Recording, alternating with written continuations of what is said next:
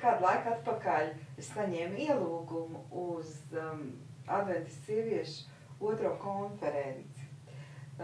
Dagnī, vai tu varētu pastāstīt, paldies par šo ielūgumu vispirms, vai tu varētu pastāstīt, kāds šoreiz ir mērķis un kā tas ir domāts, kāds ir tas nolūks šai te konferencē, kur tu organizē? Jā, tā būs Adventistu draugu savienības otrā konference, kur notiks 2.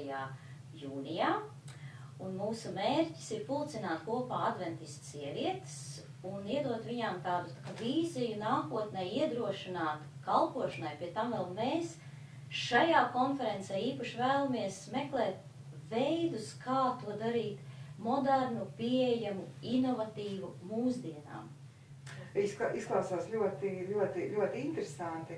Vai ir arī kādi viesi uzaicināti? O jā, mums ciemos būs Transeiropas divīzijas vadītāja Klāra Sančes, un viņa mums pastāstīs, kas notiek Transeiropas divīzijā, kā tur šīs metodas tiek izmantotas, kādas ir jaunas metodas, kā tas darbojās un kā aizsniegt sabiedrību. Un konferences nosaukums ir izvēlēts? Inovatīvas pieejas kalpošanā. Ir ļoti tāda intriģējoša tēma izvēlēta. Vai tu varētu tuvāk par to paskaidrot arī, lūdzu?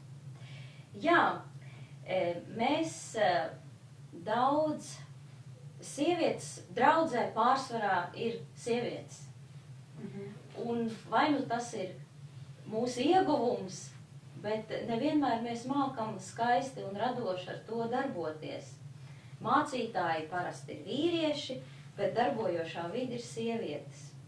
Un jautājums ir, kā šīs sievietes darīt laimīgas gan draudzē esot, kalpojot, un kā, lai tas būtu iegūms arī sabiedrībai, un tai pašā laikā nenodarot arī pāri pašai sievietei.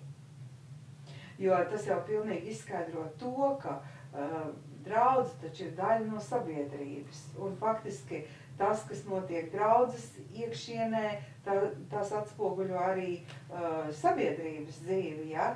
Par to liecina gan statistika, mēs varam vērot, jo varētu teikt, ka valsts ir atdalīta no baznīcas un tā, bet tie ir tie paši cilvēki, kuri ikdienā strādā, kuriem ir ģimenes, kuriem ir bērni, ja? Kur mēs satiekamies ar citiem cilvēkiem, tā kā tas viss ir saistīts kopumā.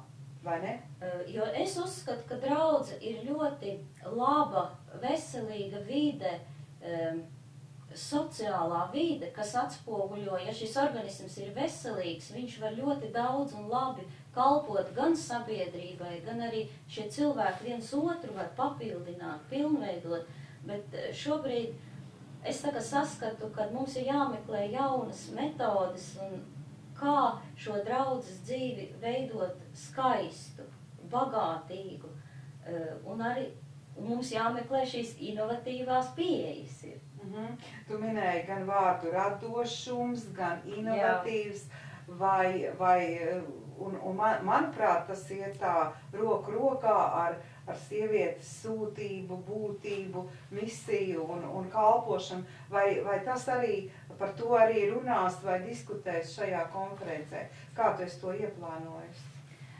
Šī būs, pat cik tā būs tikai otrā konference, un es saskatu, ka mums ir ļoti vēl ilgs un tāls ceļš ejams.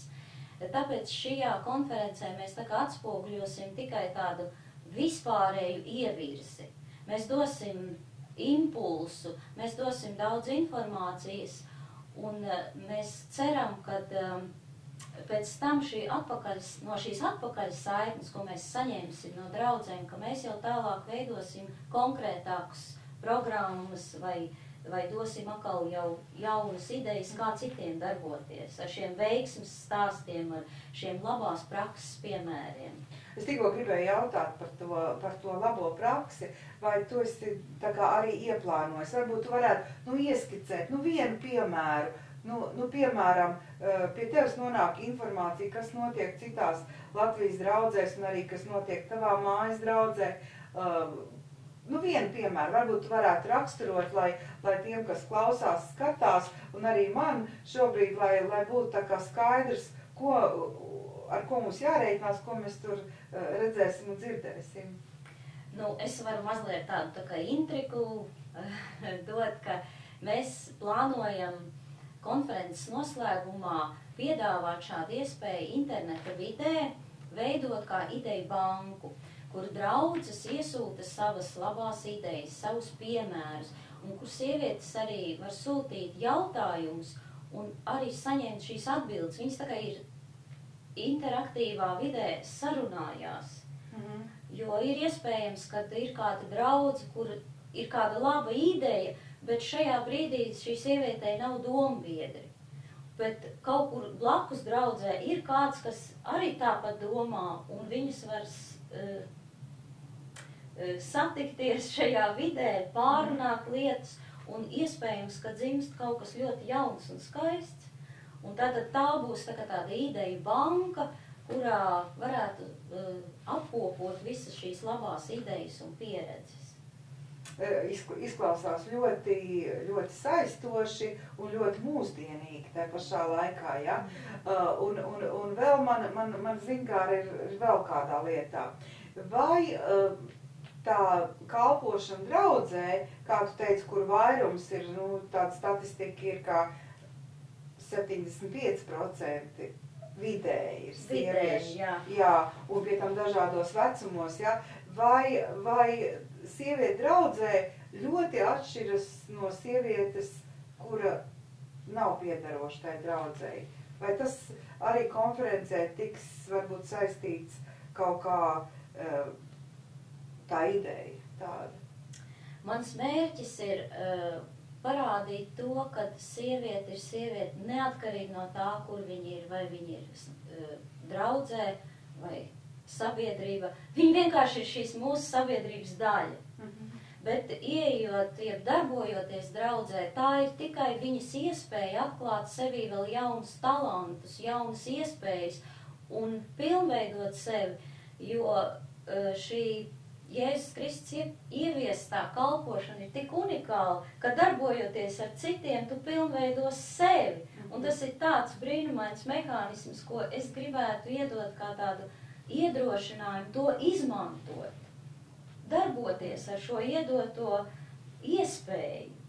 Vai tu saki arī, ka faktiski veicot kaut kādus projektus, kas saistās ārpusē, teiksim, labdarības projektu vai nu, es nezinu, kaut kādu prasmi pilnveidošanu, ja? Tie projekti uz ārpus, kā mēs esam ieraduši teikt, vai tie arī rosinā citas sievietes un citus cilvēkus iesaistīties tajā, tos, kas jau ir tā kā draudzes videi piederīgi. Vai tas ir savstarpēji saistīti, jeb arī tas ir kalpošana sievietēm draudzē un kalpošana sievietēm sabiedrībā? Nē? Nē, noteikti nē.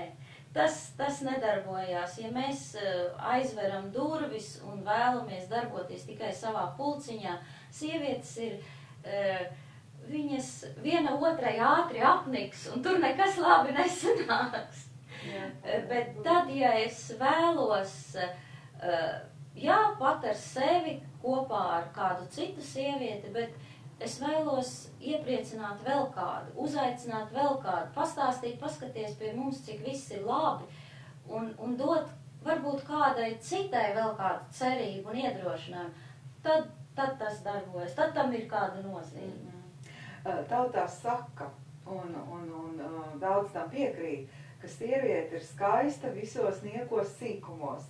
Vai tu varētu arī tā kā uzmundrinājumu pateikt, nu varbūt cilvēkam, kurš negrib piedalīties konferencē, bet vienkārši grib darīt kaut ko, lai pasaule kļūtu labāka? Nu, ja runā par sievietēm, tad man gribētos, lai šī konference arī tā izskan, ka tā ir nepabeigta saruna par sievieti.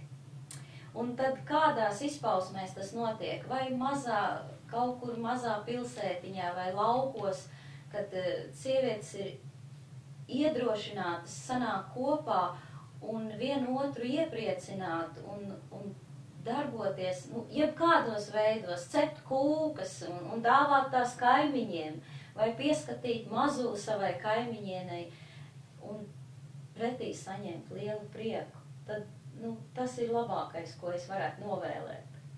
Tad uz tikšanos konferencē. Jā, uz tikšanos konferencē.